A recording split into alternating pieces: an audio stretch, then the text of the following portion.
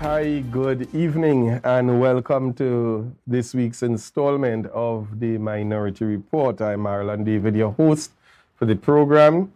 And as per usual, we have tried quite an interesting program planned for you this evening.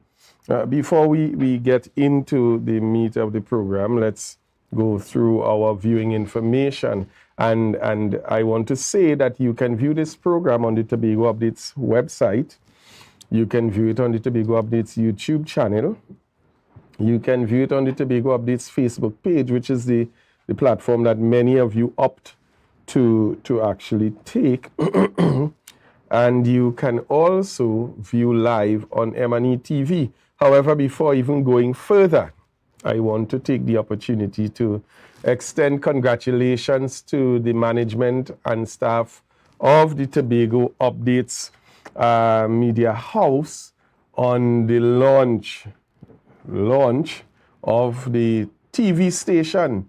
Tobago Updates is now a full-fledged television network. You can see the television station on Amplia on channel number 102. So those of you who have Amplia as a provider for your cable network, you can simply switch to channel 102 and you can view all of the programming coming out of the Tobago Updates network live and direct on channel 102. So congratulations going out there to the team at Tobago Updates, hardworking team. We know that we can only expect more and groundbreaking initiatives as you all continue to innovatively navigate your way through developing the content that is passed out in the public domain here in Tobago. And I must say, Trinidad and Tobago and ultimately the region. So we really look forward to what's next coming out of Tobago Updates. If you are interested, and many of you are in terms of communicating with us, sending your comments, your questions, your recommendations, and so forth, you can contact us on 284 via WhatsApp, 284-6597. That's 284-6597. Or you can send your calls to 356-8833. 356-8833. And we dearly look forward to hearing from you, to hearing some of your concerns, to hearing some of your recommendations, to hearing even some encouragement, as many persons would do on the program and on the streets and so on. And we really want to have that bit of interaction on the show going forward. I want to say something that, we often come here and we talk about the calls and the messages and so on, but I wanted to let you know that it's very critical to us in terms of feedback. Also, as you would have been hearing the minority leader constantly saying, he is now in the business of getting a lot of envelopes. And I want to encourage those of you who are also privy to certain levels of information, certain things that you see taking place, whether it's in your workplace, within the divisions and so on. Feel free to call the minority office at 612-9492 or email at thaminoritykouncil@gmail.com, or even pass by. The office is situated opposite to Unit Trust Building, Uptown. And you can drop off any envelope, any bit of information that you have, any flash drive, or just come by and sit and let's have a chat. We continue to say that this journey is one that can only be successful if we have the type of collaboration and cooperation that we definitely need to have in terms of bringing Tobago back to a place of stability and seeing good governance returned to the island. As we all can clearly see, what we have now is simply not that. This evening, I want to take the opportunity to welcome in studio with me, before we actually go into the congratulations and so on, my guest in studio, to my immediate right, the ever working, I have to say that, minority councillor, Mrs. Petal Daniel Benoit, fresh off of a long holiday, and I think yesterday was in fact Labor Day for you. Welcome this evening, Petal. Well, thank you, Marlon. It's good to be here. Good evening, everyone. Thank you for joining us again for another episode of the Minority Report. We do appreciate your continued support. And to my direct front, I don't know, these days, every time I lift my head, I seem to be making eye contact with this gentleman. And even when I put my head down to my phone screen, I'm seeing this gentleman calling me. So it seems as if it's impossible to escape him. Welcome, Senator Lawrence Islam. Good evening, Marlon. Wow, what a way to introduce me. Petal, good evening. How are you doing, Madam Councillor? I am good. Tobago, Trinidad and Tobago, and the wider world. Good evening. It's good to be here, indeed. Yes, sir. A light moment as we begin to show a bit of laughter. I want us to firstly really identify, we had a death over the last couple of days of Mr. Winston Gordon, who was the long-standing manager of Redemption Songsetters, another cultural icon. And I want to give the opportunity for both guests in studio to really send out their condolences and so on to the family and friends of Mr. Gordon. Yes, so I had the opportunity of working with Mr. Gordon while at the Tobago Festivals Commission. And as I describe him, for me, he was a quiet giant.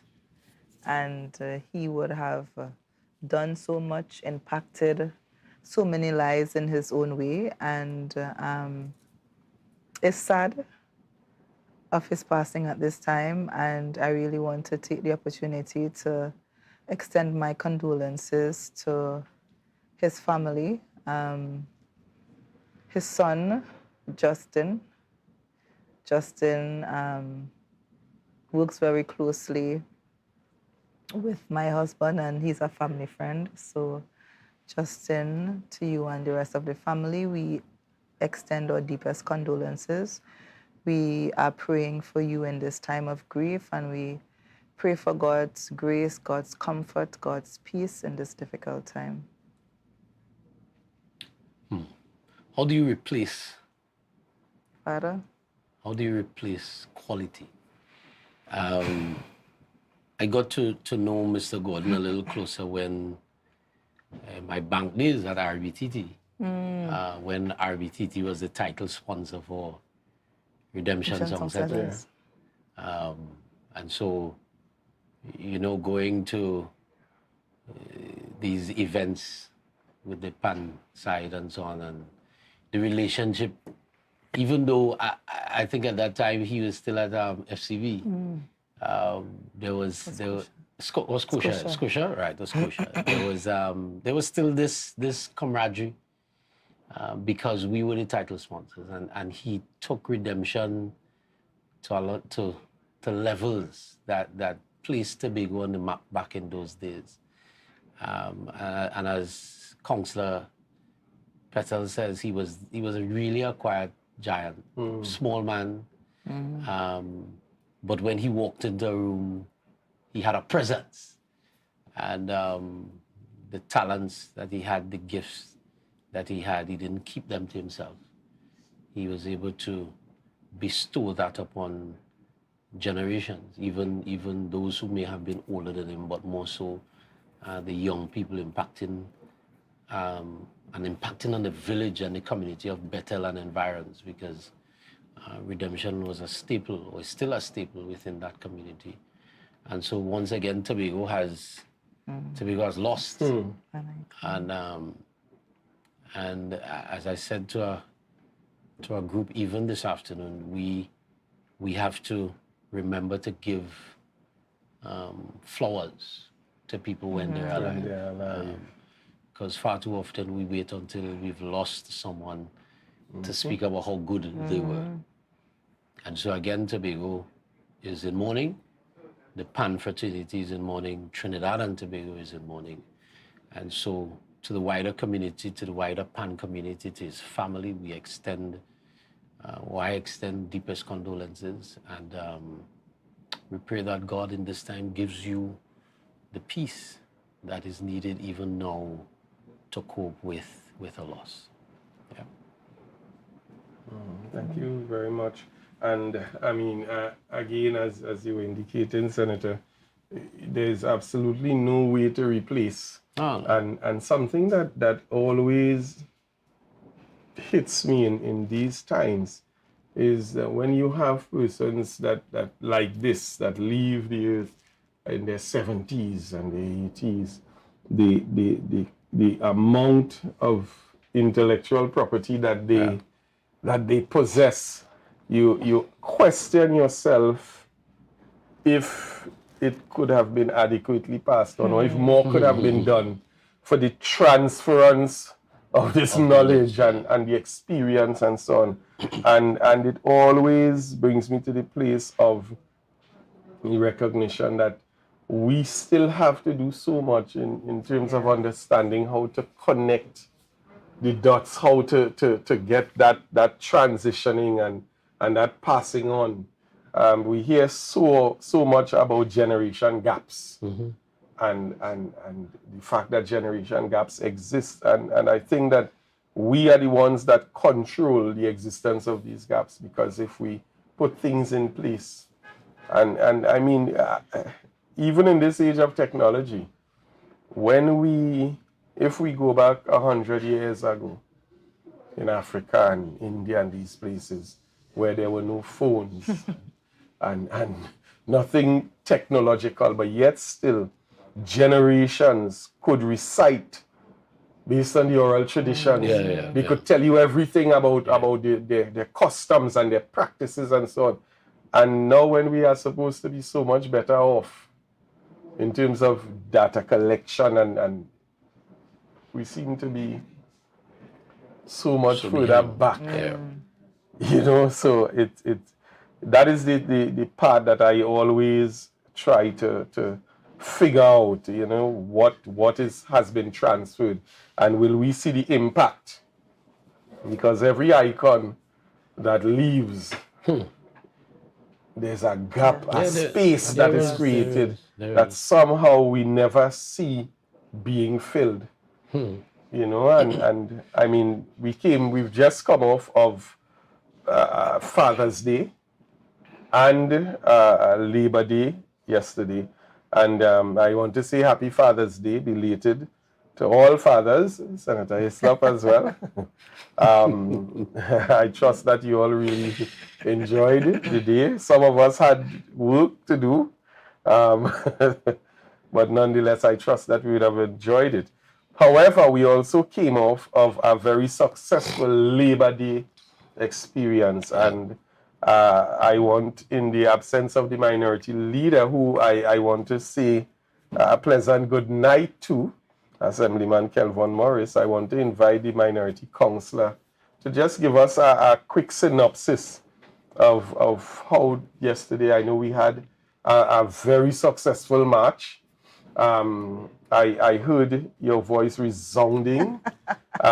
Someone actually said that now I'm convinced that Petal can sing because her echoes were so melodious. You know, so I want to invite you to share with us how that experience was yesterday.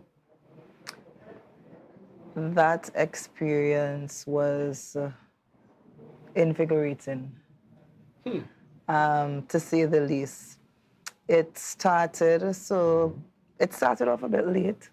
So concerned citizens of Tobago, I think that was the organizers. They would have organized this Labor Day walk yesterday. It was scheduled to start at approximately 1, but we got off to a late start.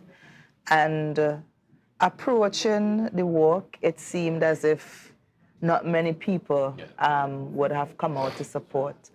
But when the organizers decided to start the walk, I don't know where the people came from, but it just looked and felt like people was just coming out of the woodworks, coming from all sides of the garden side. And even while the walk started, people joined the walk. Yeah. And I think, and we were having a discussion after the walk about things happening in the way that it was supposed to. And there's a consensus that first, because based on the comments of the organizers, this seemed to be a first of many. So for this first initiative, it was very successful, and all the persons who should have been there was there. And we were supposed to be accompanied by a music truck, and the music truck was delayed, and I think it gave the participants of the walk an opportunity to express how they truly felt. So your voices, persons' voices were heard. Persons on the spot was innovative and creative and came up with all sorts of chants. So the true feeling of persons on the walk came through the walk, and you felt the emotion. You felt how troubled, you felt how annoyed, you felt how disgusted people were with the management and how the chief secretary and his team is managing the affairs of the assembly. Persons got an opportunity to express themselves, and in my view, I think it was very successful. Senator, you want to add anything to that? I think the councillor has given us a beautiful synopsis. But I want to say something. Persons may look at the numbers and may think that we should have gotten 1,000, 2,000 people out. I want to remind folks that movements, and I think the political leader said it yesterday, movements start with very few people, you know. Yeah. Passionate movements that have changed the world, have started with 1 and 2 and 3 and builds momentum. And what was done yesterday was a statement. It may not have been persons in the hundreds and in the thousands. And then we also have to remember that the Tobago culture has never really been a culture of marching. Yeah. And protesting. The Tobago culture is a very deliberate culture in that it bides its time and it does what it has to do. And the time that the Tobago people protest is usually at the polls. And so the doubters and the naysayers who may be looking at the numbers and laughing and saying that it was a failure, when you look through the Bible and you look at how God worked with children of Israel, he always operated with the minority. Because for God, it is not about quantity. It is about the quality and the willingness of people. Yeah. And not even so much the quality of the person, but the person's willingness to be used. Correct. And so, even though the numbers may have looked few, the message was not few. Yeah. Because the message was significant, the message was pointed, the message was poignant that we are not comfortable, we are not satisfied. And in some instances, we are annoyed at your style of governance and your management of the island. And in some instances, we are not afraid. And we are not afraid. We are not afraid. We are not afraid. And so when I hear the calls of people saying that if you love the PNM, you should move to Trinidad, Here's what I'm afraid of. I'm afraid of where Tobago is heading. Yeah. Not afraid to stand up and speak out against what we are seeing, but I'm afraid of where Tobago is heading. And so the statement that was made on Labor Day should be heard. If it's not, and should be taken very seriously. And the statement was also a very powerful statement. And the statement was a very powerful statement. Yeah. And so there are people on this island who are not happy. Yeah. There are people on this island who are hurting. There are people on this island who are upset. And you will start to hear them more and more as time progresses. And so for me, participating in my first protest march, I think the march was a success. Thank you very much. For me, this was also a bit nostalgic because I remember one lady on the walk yesterday, she was saying that she is here because her contract is coming to an end sometime next week. And she's unsure what is going to happen. And it just took me back to 2010. 2010, when the People's Partnership was the government of Trinidad and Tobago. And the persons were fired similarly to what is happening now, left, right, and center, from the clerk to the directors. And in that Labor Day walk, I remember at that time I was working at Swim Call. And there were a number of us who was placed on the breadline for no particular reason, more than we were perceived not to be yellow, or we were perceived red. And I kind of got that feeling yesterday that people were standing for something. And for us back in 2010, we were standing for our bread and butter. And there were people there yesterday who came in support of their bread and butter. So true. And I want to say something. I wanted to let people understand that there are persons who wanted to come on that march, Yeah. who are willing to come on the march, but they're worried. They're worried that if they come on the march, there'll be repercussions. In Tobago, Yeah. Folks, we are taking the discussions into where we expect it to go, but we're going to take a short break. And when we get back, I know many of you are expecting to hear certain types of discussions, and we're going to be getting into those this evening as well. We're going to take a short break. I want you to continue to share the live. Let's get as many persons involved.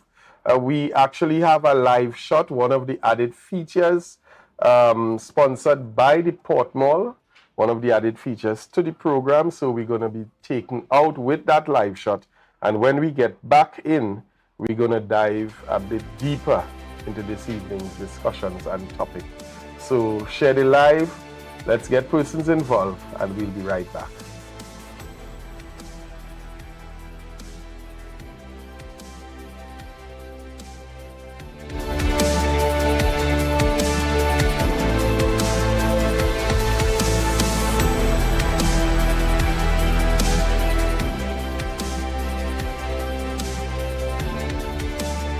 Jimmy's Holiday Resorts has 1, 2, and 3 bedroom, fully self-contained apartments located at the heart of Crown Point. Minutes walk to the popular beaches, restaurants, bars, and the airport. Enjoy our amazing amenities such as fully equipped apartments, complete with Wi-Fi, AC, TV, and a pool, and a mini-mart on the compound. Call 639-8292 or 8929. Jimmy's Holiday Resorts is your family's home away from home.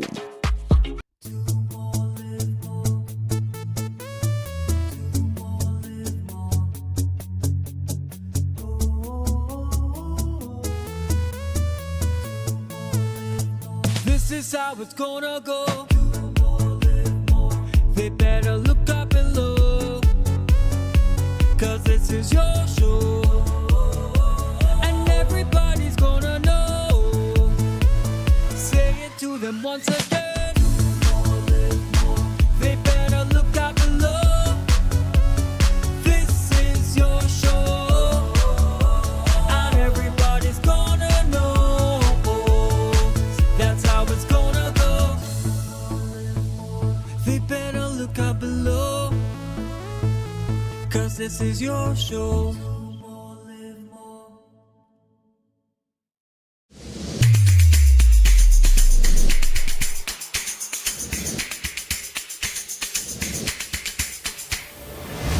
Morning, morning, good morning, morning. Put a smile on your October will never be better with Tobago Carnival fever. Book your passage and come on over.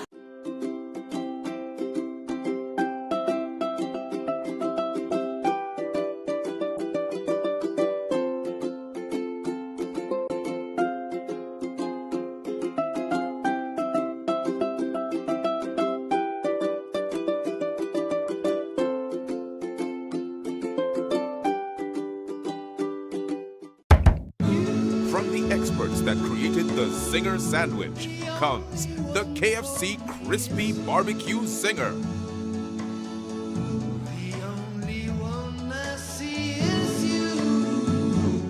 Cheddar cheese, crispy onions, the most delicious Kentucky Fried Chicken, and barbecue sauce.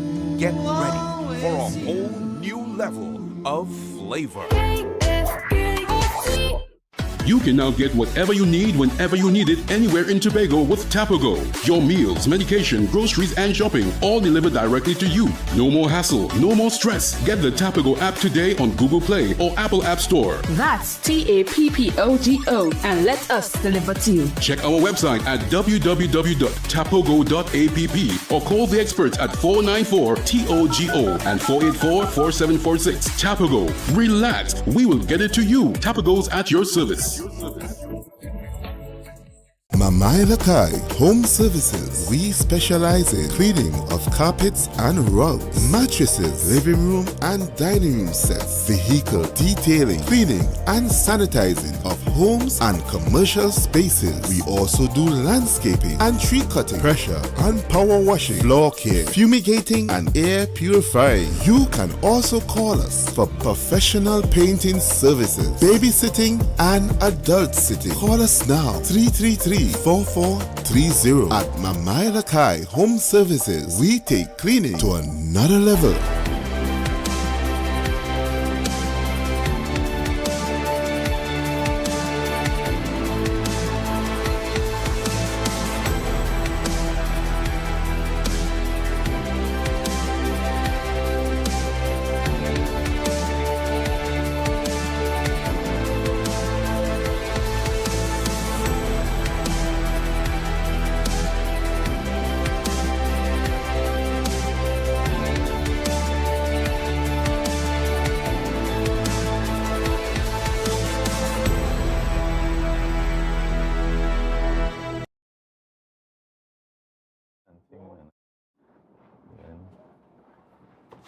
Yes, folks, we are seeing the live shot as sponsored by the Port Mall. Again, an additional feature, an added feature now to the Minority Report program.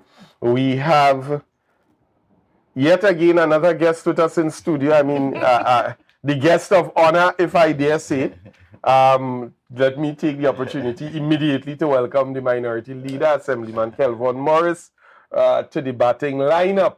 It would be remiss of me to move forward without giving you an opportunity to speak to the very successful match held yesterday. And as I indicated to the Minority Councillor yesterday, I think for you guys was indeed a Labor Day, because you all were at a number of initiatives and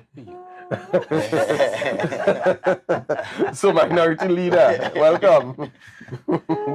Good night, each and everyone. Minority Councillor, Brother Lawrence. Good night to our viewers. And let me start by bigging up Tobago Updates. Yeah, man. Moving from streaming to TV yes. Station. Big things going on in the updates. So yes, definitely a pleasure yesterday, man. Yesterday was good vibes. You know, seeing Tobagonians coming out, even in the face of threats. You saw where even the chief secretary would have deliberately threatened, sung the warning to Tobago THA contract workers. Yeah. And even in spite of that, persons would have come out and stood in solidarity with respect to the call that the chief secretary and the Secretary of Education, they must go. There's no two ways about it. And especially given the fact that now he has admitted that the voice that we heard, plotting and conspiring to defraud the people of Tobago and the people of Trinidad and Tobago of scarce resources to be utilized for politicking, slandering people's name, using fake profiles. The same fake profiles I hear him demeaning in his discussion. He was telling people about creating fake profiles. Such a hypocrite. But good night, folks. Thank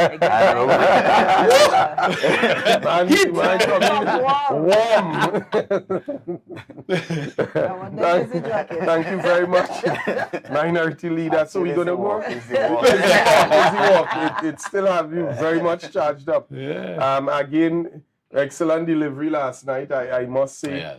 Many persons are really becoming fired up in Tobago now, and I'm glad that you started on that point, because it's the point that we're actually going to enter the discussion this evening. Let me apologize to my timekeeper. You can't apologize now. You can't apologize now. When you was to stay within time, you didn't.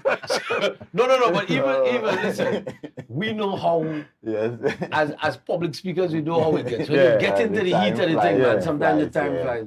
But I want to endorse the sentiments, man. Minority Leader, you were on fire and on point last night. And I think it goes with the entire lineup, you know. Yeah. And you did a good job keeping us in check for the most part. Somebody had to do that. So guys, I want to pick it up and again, Minority Leader, I'm glad you touched on the areas you did. And I want to use the words of the political leader in the way that he crafted. When I heard how he started his speech last night, I smiled, because he said essentially that what he listened to on Friday was a eulogy. Yeah.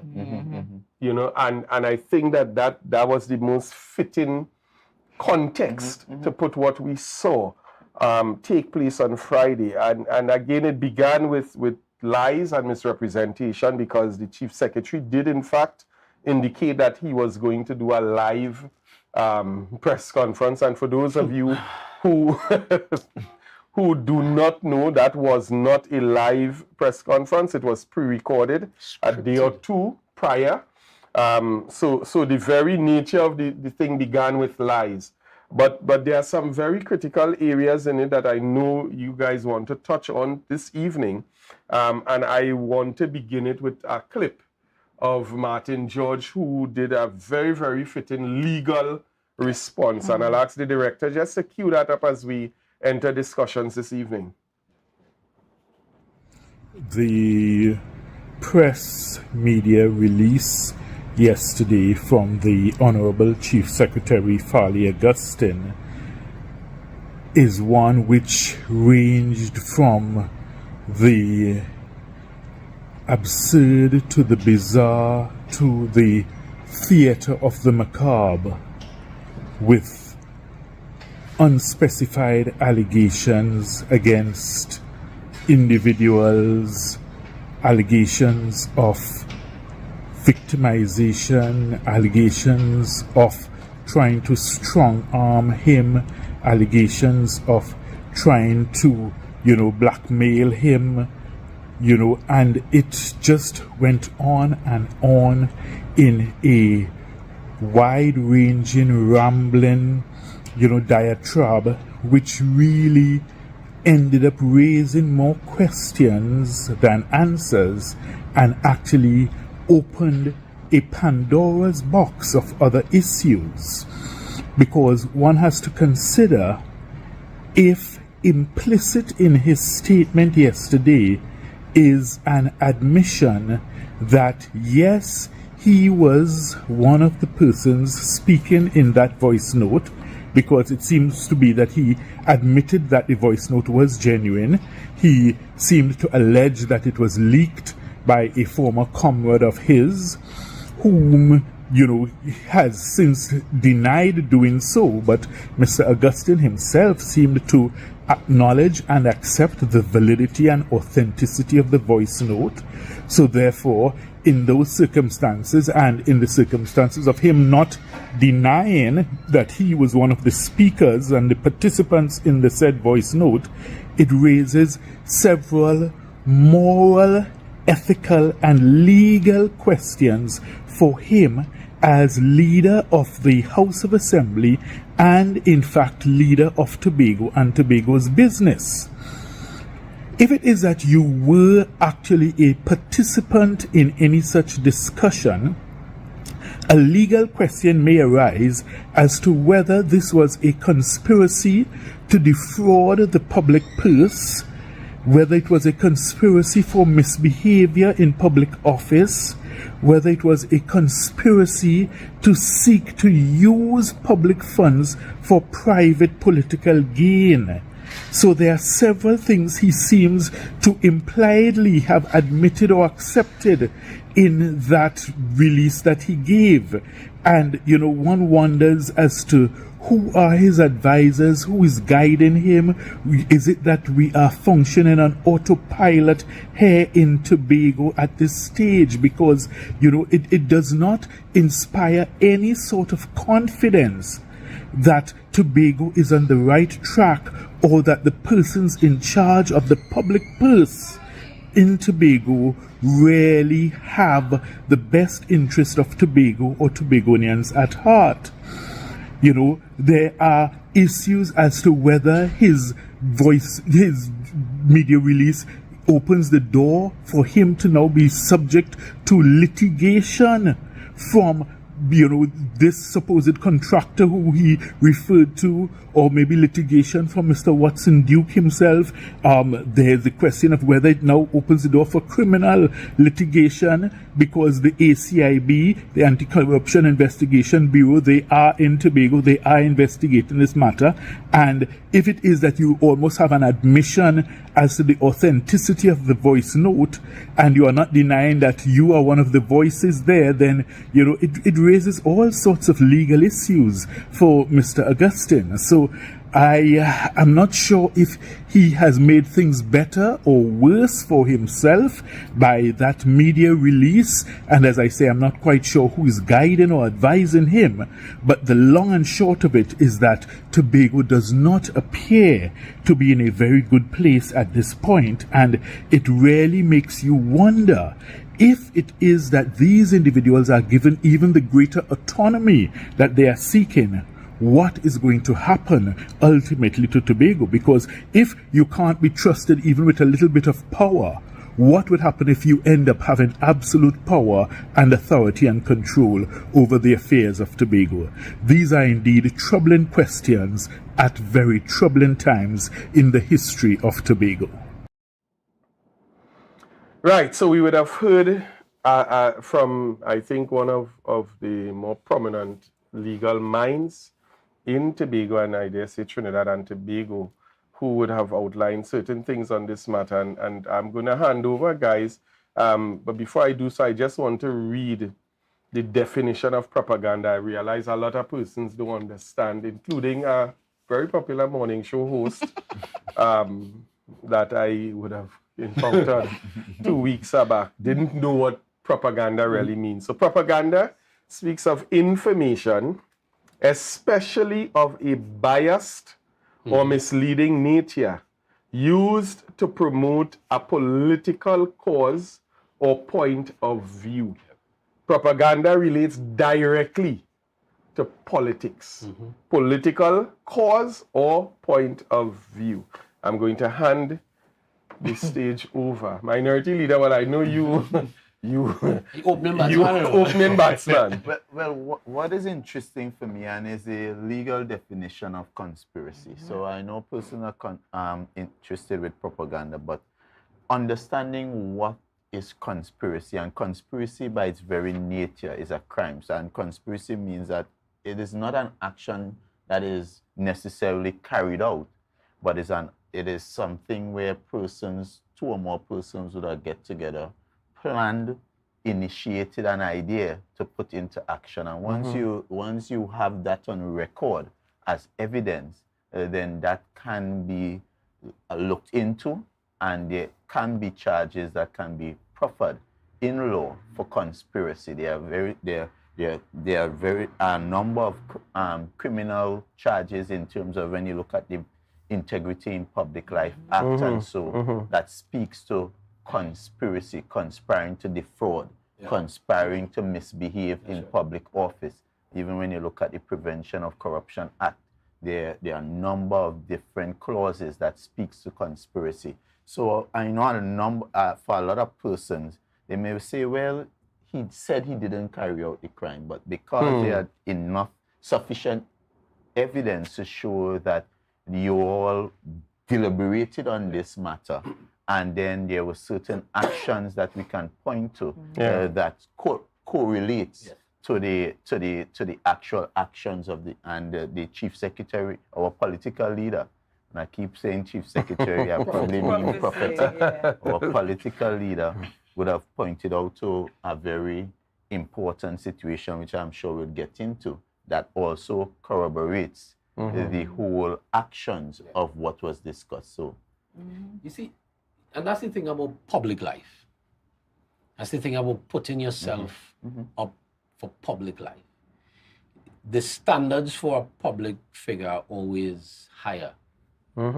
Fortunately or unfortunately, it's always higher for a public figure. And so conspiracy is the plan. Because the conspiracy doesn't speak to the initiation of the plan or the action in the plan. Conspiracy just speaks to the plan. And from the time you could sit with a group of people, and more than one person, plotting, planning to do something unlawful, is conspiracy. And you have already breached the law by the plan. Exactly. You see, it's not like any other crime that I could plan to murder, but I can't be charged for planning the murder. I would only be charged for carrying out the act of murder. But conspiracy is different. Once you could get to the point as a public official that you could plan to defraud the state, then we know your intention. And if given the opportunity, you are going to carry it out. Correct. What was instructive for me in all that was said by the Chief Secretary is what he did not say. And he did not categorically deny, one, that the voices that appear to be his and that of the Secretary of Education, it was not them. He also did not deny that it was an authentic clipping. So he did not indicate that it was AI, or he didn't indicate that that was not the conversation and persons attempted to create, manipulate the conversation and put pieces of different clippings together. There was no denial that this happened. And even in his attempt to say, yes, they conspired, because by saying that all parties did it and is a plan that they were hatching. So he's admitted to conspiring. He also indicated that, you know what, we only conspired, but we didn't implement. And as you were saying, but based on the, and I keep telling my colleagues, I am of the firm belief that the Chief Secretary did not listen to the recording that was in the public domain. Because if he did, the comments that he made on Friday, I honestly believe that he would not have. Because in saying that they planned but they didn't execute, the recording clearly stated that they Stated, executed. yeah. Because he said he had 13 Yes, already. you want 13, you want 7 more. You identify how Yeah. some of the 13 came Yeah, to yeah. someone named Yeah. Chanel. Yeah. Which we'll get into Yeah. in a bit. And the other thing, two things stood out to me as well with this chief secretary. A lack of humility. So at no point he took responsibility For his And actions. he said evidently like you doing something wrong and you're saying it like, well, what is the this? problem? Yeah, what's the problem? Yeah. What they telling me I do it about? already. And then two is the fact that even in this situation where there are only 2 voices really clearly prominent and identifiable, the chief secretary really went on to implicate his entire. So it's like, I ain't going on by myself, you know. If all they feel, me alone. all they could tell me Yes. resign and all they move on without me. All they run, That a bit all of that is either all or nothing. That ain't working yet. Well, you see, for me, what is also significant is that the population of Tobago waited on you. The population of Tobago gave you time to come clean. And you as the chief secretary got up on a high horse on Friday. Because I sat waiting to hear something significant. Of substance. Well, yeah, I said significant, but I did hear something significant. Yeah, you did. Because you literally admitted that you committed a crime to the entire country and the world. But I expected you, after you said you will speak on it, that I expected you to come and say to Tobago, yes, it's me, I am sorry. I apologize, but you Exactly. came. I'm going to hand in my resignation. But you come on a high horse. Like the emperor. You come on a high horse. I spoke to 2 business persons, and you know what they said to me? They said to me they were so disappointed in what they and they said the very nature of the discussion, it was classless, it was degrading, and they felt like a chief secretary like that should not represent them. I was embarrassed to be a Tobago. Listen, but and people, I have a colleague who is currently residing outside of Trinidad and Tobago, and she called me, and she's a proud Tobagonian, generally a proud Tobagonian. She calls and she says, Petal, a shame. Yes. A shame, a shame, a shame. I'm not telling nobody I'm from Tobago again. I'm from Trinidad. It was embarrassing. And that is one of many voices who would have expressed the disappointment and the shame that they felt with what was shared by the chief secretary. Because Lawrence is correct. People at least waited. Waited. Gave him the benefit of the doubt. We wait to hear what you have to say. And instead of addressing the issue at hand, you come to tell me about this one tanty, this one. Or go you're just dragging people through and dragging Tobagonians through the mud. For something that you could, because the issues that he threw into the mix have no bearing on the audio itself. And we wanted, the people at Tobago wanted to hear what was this audio really about. First thing first, was it you? Yes. And then tell us basically what is this. If you have an excuse, tell us what is this. Yeah, what is the circumstance? But you take the coward way. First thing you're running a little. Nobody know where your pre-recorded. Undisclosed location. Dark room. Anybody could barely see all their face, all their hiding. Clandestine. And the press was not invited. Those things. When we want to talk about, we like to talk about dictatorship in this country and corporate dictatorship. What we saw in Tobago on Friday is dictatorship mentality. Because you held a media briefing, you announced a media briefing. No media was invited. So you could not be questioned. So no accountability. Exactly. So you could have said, and you did it. You said what you wanted on Friday. Unfettered. You called names. You did what you want. And you didn't even allow people the opportunity to question you.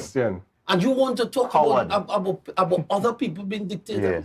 As talking about businesses, we have some bills to pay. So now that we've congratulated Tobago Updates, it seems as if being the #1 program on Tobago Updates has its ups and downs. So we need to go to a quick break, guys, pay some bills, and then we're going to come back. We see this discussion is very, very heated, so we're going to continue when we get back.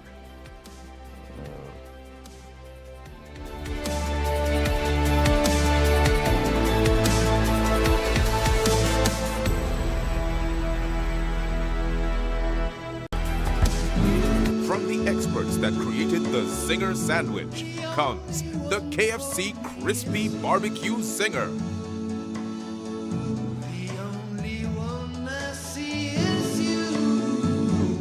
Cheddar cheese, crispy onions, the most delicious Kentucky Fried Chicken, and barbecue sauce. Get ready for a whole new level of flavor.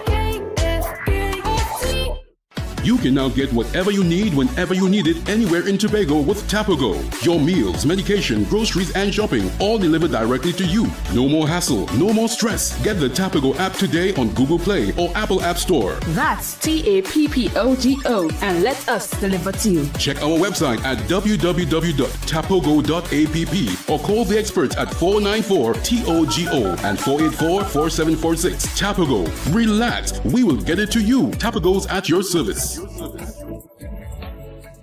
Mamai Lakai Home Services. We specialize in cleaning of carpets and rugs, mattresses, living room and dining room sets, vehicle detailing, cleaning and sanitizing of homes and commercial spaces. We also do landscaping and tree cutting, pressure and power washing, floor care, fumigating and air purifying. You can also call us for professional painting services, babysitting and adult sitting. Call us now 333-4430 at Mamai Lakai Home Services. We take cleaning to another level.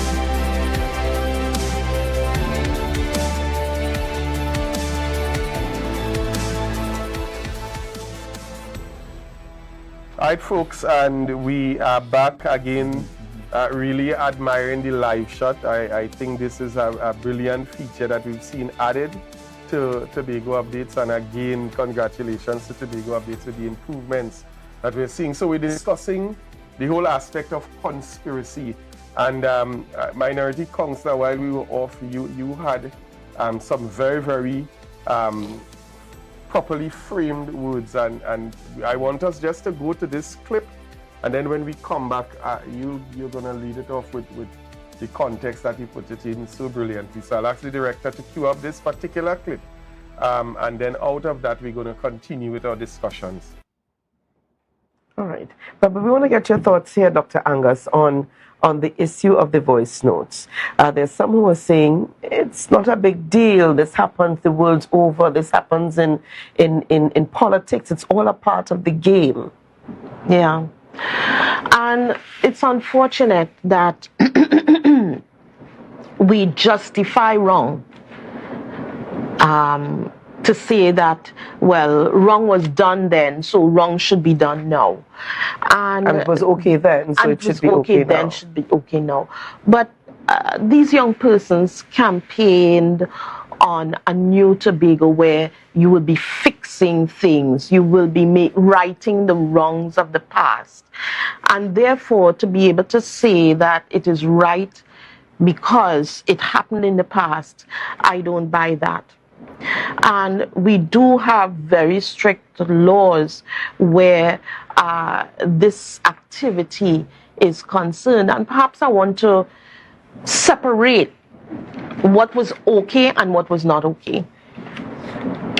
What is okay is that when a representative comes in, you have the option to hire persons within your electoral districts. The assembly legislature pays for those persons, you're given an allowance, and you could decide how many persons you're bringing in, who you're bringing in, the type of job descriptions you want them to have, and also how much money you're even paying them. You get to decide that. As a representative. But when it comes to the Tobago House of Assembly, there has to be a process of recruitment which is managed through the offices of the administrator and the public servants, and also, you know, through HR. So when you talk about just get them in, put them in a position 8 to 4 in the THA to do fake profiles, that is where the issue comes in. And so that is what has triggered the investigation. That is what they will be investigating, because inside of your Tobago House of Assembly Act 40 of 1996, Section 23 mentions the Prevention of the Corruption Act 1987, and Section 24 mentions the Integrity in Public Life Act of 1987, that these are acts that should be referred to and known in terms of what the guidelines are for operating within the Assembly. And those acts clearly show that, you know, situations such as the voice note should not be occurring. Quite a lot said there in that clip from the former presiding officer, Dr. Denise Soyafat Angus, Minority Councillor. Yes, I was reading a definition that was shared, and these are not my words, but it's a legal definition of conspiracy. And it says, conspiracy occurs when 2 or more people agree to commit an illegal act and take some steps towards its completion. Conspiracy is a crime because it does not require that the illegal act actually occurred. Sorry, conspiracy does not require that the illegal act actually would have occurred or been completed. So you, as the minority leader was saying, that you can sit and plan, and what the conspiracy is, you don't necessarily have to implement what you would have planned. And that is the salient point. So when the Chief Secretary was boasting that, yes, we went and we got basically advice that we can't carry out this plan, so we didn't carry out the plan, so there's no crime, infraction, then he's actually wrong, because even by the very nature of going to find out, I have this plan, I want to implement this plan, this criminal plan in the first place, because the nature, as Dr. Angus said, of the conversation was criminal, because you were planning to misuse public funds. And the fact that you took another step to go and find out if I can carry out this criminal act, so that is intent. And therefore, so you have as the definition, you made the plan, you took some steps towards implementing the plan, you just found out that here what, perhaps you shouldn't really take the action, actually put it into train, but you have already taken steps to have it done. And this is where the Chief Secretary would find himself in a lot of problems. And more than that, there's enough information in the public space and enough information known to the minority to prove that certain actions actually happened. So I want to tell the Chief Secretary, you know, just like the voice note that you believe that was done in the dead of the night and nobody knows, there are other information available to the minority that would prove that you did take action. And we would help assist the police along that way. But even what is currently in circulation is an indication that steps were taken towards implementation of the plan. And again, going back to the voice note said you had 13, you're looking for 7, some come through this person called Chanel, and you just was 7 more. So who are the 13? And they could use their fake profiles or they could use their real name. So you have already started implementing the plan. So that whole... And you see, I listen shenanigan about not implementing the plan because you have is I listen to the legal mind that is Martin George. And you see, what I recognize with this administration and even supporters of the administration, they conveniently take the sides of people. Yes. Because Mr. George is their friend when he speaks out against the PNM. But I listen to Mr. George and I recognize that sadly our Chief Secretary literally jumped from the frying pan into the fire. Because you had a situation where your voice and the voice of what is supposed to be your voice and the voice of what is supposed to be your education, your Secretary for Education was heard. And then you went on to admit, the first thing you said is that your entire executive will be exonerated. And then on Friday, you literally said, all of us were there. Because we didn't know. We did not know that the executive was we didn't know. And it's not just that they were there, but they were there planning together. Participating. Together.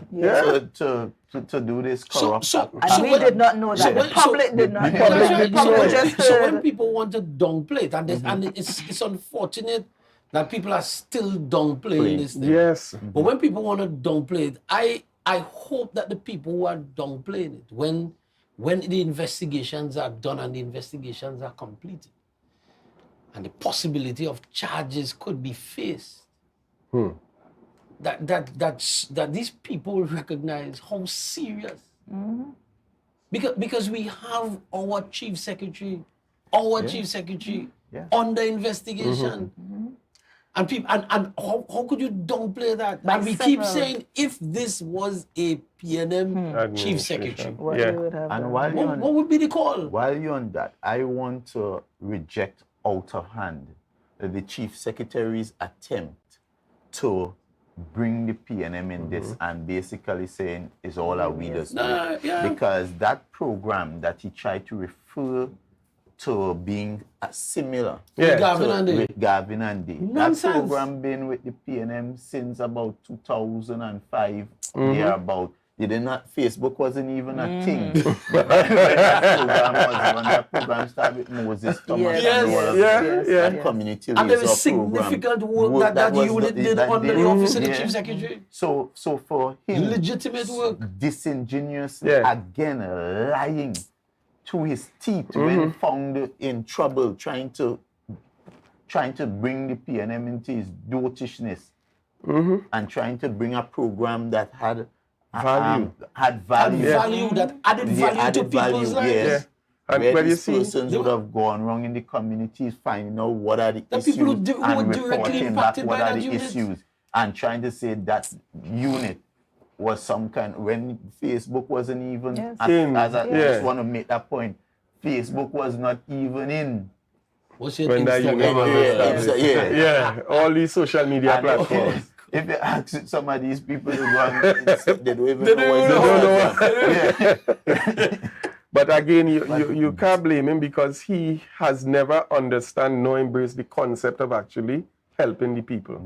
Never actually done it. But what is disturbing is that prior to the election, the chief secretary That came was out his mantra and said, hold me to a higher higher standard.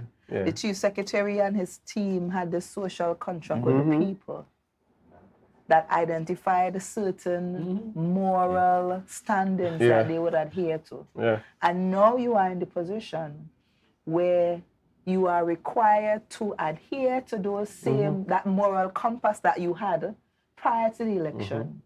You are now found wanting. And I would describe the chief secretary as compromise contradiction, because every time I listen to him, he always contradicts himself. Because here it is, this is a chief secretary that was telling us before the election, we are going to take a zero tolerance for corruption. Yeah. But then in the clip, in his pre-recorded briefing, he's saying, well, we were looking at all available options. So whether it is corrupt or not corrupt, we will look. Yeah. So, and you're wondering to yourself. That's strategy. Yeah. And he tried to implicate the PNM How could you trust again. somebody like this? Yeah. Yes. How could you trust? Because a man that does come, because we've been by saying any means from necessary. day one, the person the chief secretary purports himself to be, and the person the chief secretary is two different people completely. And when you diametrically opposite. When you listen to what he says and when you look at what he actually does, judge him by his actions, But you not see, his words. I want to say to the population of Tobago and the administration, this incident is not a 9-day one. No, it's not. This is not a 9-day one. It's not a PNM issue. That's right. And it is not the PNM. I always tell people, remove the PNM from the argument and look at some of the people who are coming out and stating that this thing is madness. You're talking about Mr. Dumas. Yeah. You're talking about Mr. George. You're talking about respected voices. Nationally. And those who don't want to speak are ashamed. That's why they can't speak. Yeah. But people are seeing you from the man on the ground, the normal man tell you, this one here not good enough. I will not take this one here. Yes. That's what they tell you. That's exactly what it says. Because you see, I don't think he believes that, but he It cannot. will escape go. this. But the thing about it Cannot. is he's being investigated, or both the police as well as the Integrity Commission has said that they are pursuing this matter. Yeah, it's not going to go away. So, Can't escape. So on that Mr. note, Chief Secretary? we're going to take one more break.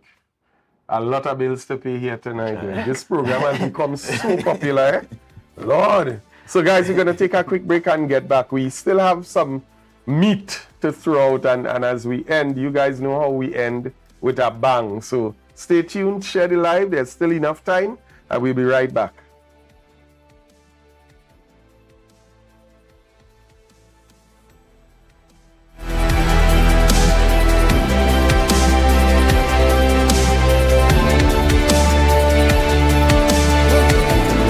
Parfait, Day Spa, your urban oasis and wellness center. Our services includes massages, treatments, facials, pedicures, weight management, detox programs, and much more. Call us today at 624-1452 or 720-7474. Trinidad locations and Bonacore, Tobago at 273-7772. Let us treat you like the VIP you are.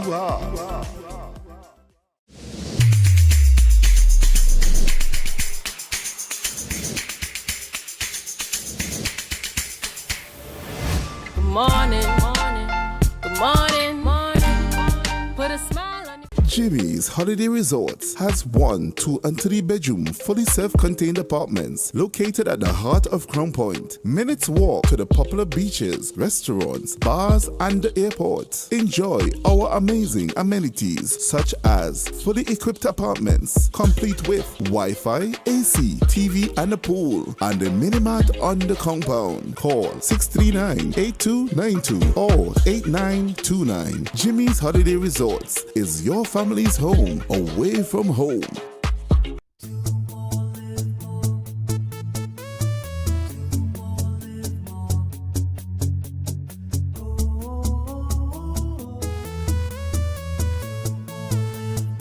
This is how it's gonna go. They better look up below, 'cause this is your show, and everybody's gonna know. Say it to them once again. They better look up below. This is your show, and everybody's gonna know. That's how it's gonna go. They better look up below, 'cause this is your show. October will never be better with Tobago Carnival fever. Okay, passage and come on over. Excel Spa by Haley, where our highly trained staff are ready to deliver the top-class services in facial massages, waxing, nail enhancement, and body treatment. We are ideally located at Coco Avenue, Switzerland, Tobago. You can find us on Instagram, Facebook, TripAdvisor, or you can call us on 730-0149. Excel Spa by Haley. Relax, renew, and rejuvenate.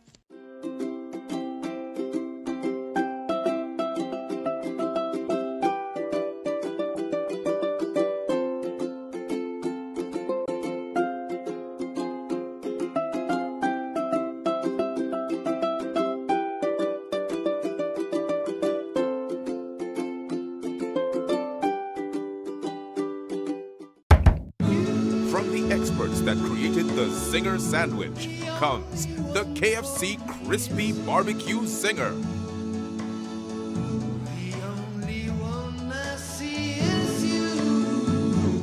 Cheddar cheese, crispy onions, the most delicious Kentucky Fried Chicken, and barbecue sauce.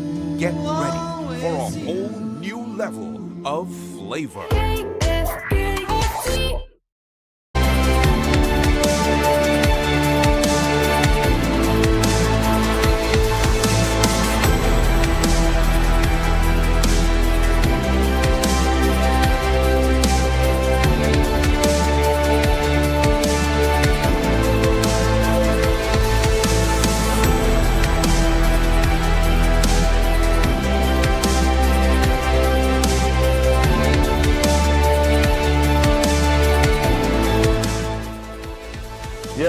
So we are right back in studio, and again we're going to be racing against the clock a bit here. So we want to get right into the discussion. We heard quite a lot on Friday, a number of different things, and one of the points that we were making here is the fact that some of what was said went against what is already in the public domain. The fact that we know that persons would have already been hired, and the chief secretary, a minority leader, look at him doing the same thing. The political leader made quite an impact last night as he unfolded this whole thing. But what is even more interesting is the question that still stands. Who is Chanel, and who is the Chanel that was spoken of? In the original clip that we heard the Secretary of Education referred to like Chanel and so on, and then we saw and heard a little bit of ramblings around. So I want the director just to pull up. I would have sent you a particular picture of a post. I want you to pull up that, and we're going to use that as the basis for our discussion as we go forward.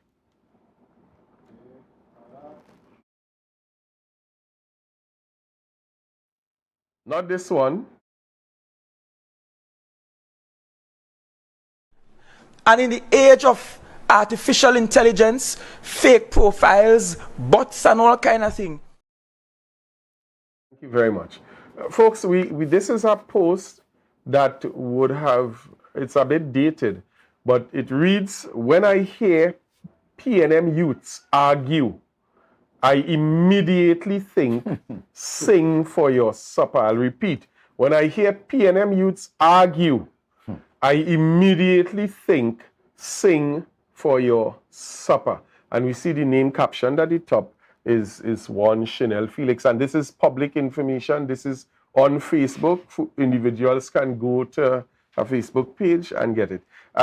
What is even more interesting is that, is this the individual, the said individual that is spoken of by the Secretary of Education, and subsequently by the Chief Secretary, who went on to explain the hiring process of and we know now it's the same Chanel Felix that he was referring to. Again, in the clip, we only heard Chanel. Yes. But he went on to explain Chanel Felix and the hiring process and the fact that she is the personal assistant of the Secretary of Education. But what do you think about this individual? We saw the post.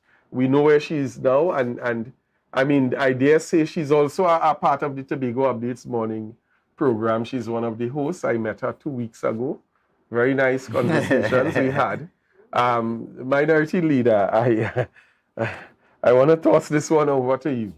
Well, the first interesting thing is, again, the Chief Secretary would have misled the people of Tobago by firstly indicating that this Chanel Felix was employed as a personal staff member of a secretary, when the facts, based on the information that was shared by our political leader last night, indicated that she was first engaged on short term. Apparently, from my information, she was, they were unable to pay her for a couple months well, because the way how she was engaged, there was no proper terms of engagement, so they could not pay her. And therefore, you would recognize that it's only when they created, interestingly, 7 positions of executive officers assigned to assistant secretaries. And we must understand that previously, the arrangement for executive officer was an arrangement only afforded to secretaries.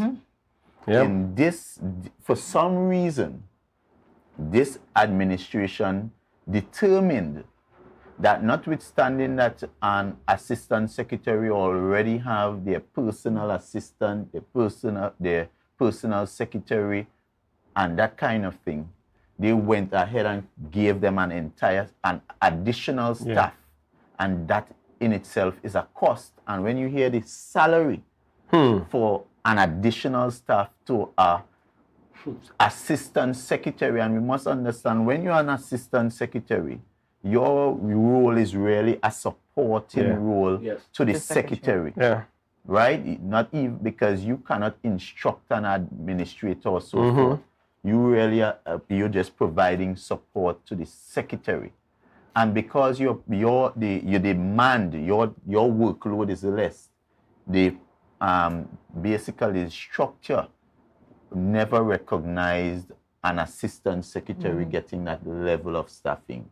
So interestingly, we saw these 7 executive officers being added to the assistant secretary and added with a lucrative, very lucrative salary of 13,000. I would tell you something, being a former executive officer myself, the former administration took a decision to streamline the salary of executive officers, and I think everything was under the executive assistant, and that salary, well, I can tell you without fear of contradiction, was less than what is now being paid to this executive officer. So when you look at the timelines as well, you will recognize that though the notes, ECM minute, is in November, they backdated the pay to go back to the period of the short term when they were unable to pay her. And that's why I'm telling you, he's a compromised contradiction. This is the same chief secretary that was accusing me of paying my staff, which I have no authority to pay anybody. But saying that my staff who was engaged with me when I gained my position, he's saying that I paid them outside of what was allowed. But here it is, we have a situation where where they are paying an officer, although the executive minute was approved in November, they backdated payment not To 1 July. month, not 2 months, Yeah. not 3 months, but almost 6 months to cover the period of short term But that what they was the couldn't pay. authority? The thing about And it, then what that's was, the what was question. the authority? What What was the was the authority to authority pay for that that backdated? Because the backdated executive council minute. Because even the minute that created the position executive officer was only approved in August. Right. Yeah. You understand? Yes, yes. But yet you backdated and paid even beyond So that what was the period authority for paying the back pay Pay, as yeah. well as what So was that the is salary something- that was paid with the back Correct. pay? Correct. They gave the authority unto themselves. Oh. Well, at least use the vehicle of the executive council minute Yes. because it is within their ambits to do it. Exactly. So use the vehicle of the executive council minute if you want to do that, but do it properly. And it's the messy way that they do things. Haphazard, don't care. Correct. Yes. And I mean, instead of taking accountability Ability. and responsibility, you blame somebody. So I'm sure now they will go and blame an administrator or yes, some yeah, or throw some somebody for under the breaking bus. policy Yes. and so on. officer for doing that. So for folks who trying to catch on to what it is we're talking about, I'd just like for you to listen for 38 seconds. Mr. Director, could you run that clip for me? 38 seconds.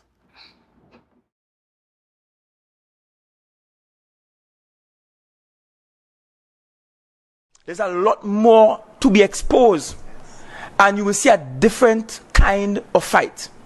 Because if we are in this and people are getting their lives threatened for this, then perhaps the time for being polite has gone. Perhaps my greatest flaw is being too nice. Very well see if they could have found evidence that we hired in large or small quantities people for the sole purpose of being propagandists. The fact that we discuss it and more than a year later it didn't happen, that must tell you that this is a government that thinks things through and explores all options. But more than that, the one name called in the recording is actually hired as a personal staff of a member of the team. Yes, folks. So that kind of put into context the discussion that we're having, even though we also observed a number of very concerned faces in the background or looking over the Chief Secretary's shoulder. I think every one of the assemblymen looked as if they did not want to be in that room, and many of them looked like they weren't even in agreement with what it is he was saying. But That's why the now, room was dark. probably that's why the room was dark. But now we understand the whole aspect of the Chanel Felix. And Minority Leader, you alluded to the fact that, I mean, even that process where they would have had this thing approved in August, November, she was engaged, and then it was backdated to July. How then can it be said that somebody who is a known propagandist, who we have information from since before the election, talking about singing for supper, PNM, youths, and this person, you backdate to accommodate. And the question I want to raise too, and I'm going to toss the ball over now, is the court case. What is the reason for this court case that Chanel Felix has the Chief Secretary in court for? Minority Leader, I saw you wanting to get into the... Oh, well, I'm waiting to find out. For the cost of political leader $42,000. posed some questions last night, and but the question is whether we can find the Chief Secretary to get those answers. Or maybe you may have to show up on GMT tomorrow, Marilyn, and ask the host. Well, I don't know if she's present, but I could pay a visit to the updates. I don't know if Tobago Updates will allow me to come in the morning. No, but on a serious note, yes, on a serious note, that is something that should be answered. What was this? And all of Tobago should know what was this matter that that they went to court about, and what was the reason for those So if actions. we waited 24 days to get an answer on what you Mhm. get, then we may wait 2 months to get an answer on this court matter. Folks, thank you. Thank out you of for time. staying with us. Yes. All those who would have logged on to the live, I'm still seeing almost 260 persons still taking their time to be with us tonight. I really want to say we appreciate the support, the love, the prayers. We do covet your prayers, covering these officials at the table here, especially as they continue this fight as the minority and to hold this administration accountable. We're out of time tonight, but definitely not out of words. So I'm going to use the opportunity to invite you guys to tune in next Tuesday again, where we continue to look at the unfolding deception in Tobago. And I dare say that we're going to have quite a special program next Tuesday. So I'm going to invite you to invite other persons to be a part of it. I'm Marlon David, your host for the program, saying good night and thank you for all our guests in studio. Have a wonderful evening, folks, and God bless.